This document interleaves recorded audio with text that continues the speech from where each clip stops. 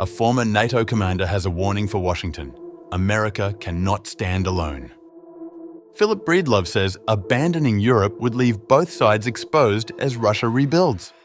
The US, he cautions, is unprepared for the kind of long-range drone warfare seen in Ukraine, a threat adversaries already know how to unleash.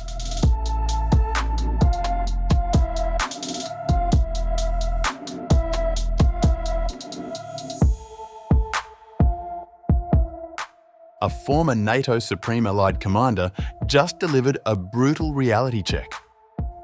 The United States is neither prepared nor positioned to confront emerging threats alone, urging Washington to maintain European security commitments despite political chaos in the American capital. Retired US Air Force General Philip Breedlove told the Kyiv Post December 10th that abandoning allies would leave both Europe and America vulnerable, particularly as Russia rebuilds military capabilities degraded by Ukraine.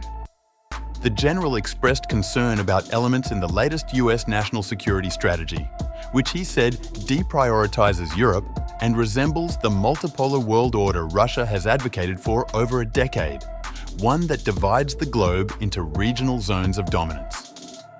This alignment with Moscow's preferred architecture is deeply concerning, not because it makes US policy permanently fixed, but because it signals acceptance of an adversary's strategic framing at a sensitive moment.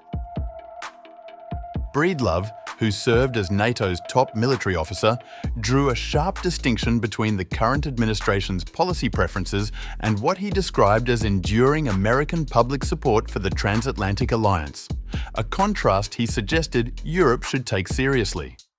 However, Breedlove also stressed that polling consistently shows strong American public support for NATO and for assisting Ukraine, a sentiment he suggested should reassure European partners more than any single administration's transient priorities.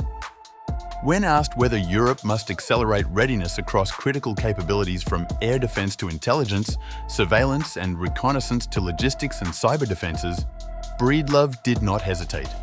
Europe needs all of it, he said, and urgently.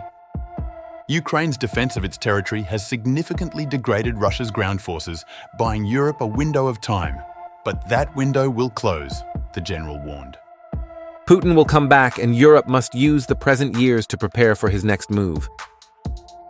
Breedlove said the most important immediate step for Europe is not another round of declarations, but adopting policies that result in rapid, tangible movement of capabilities to Ukraine, paired with the authority for Kyiv to use them effectively.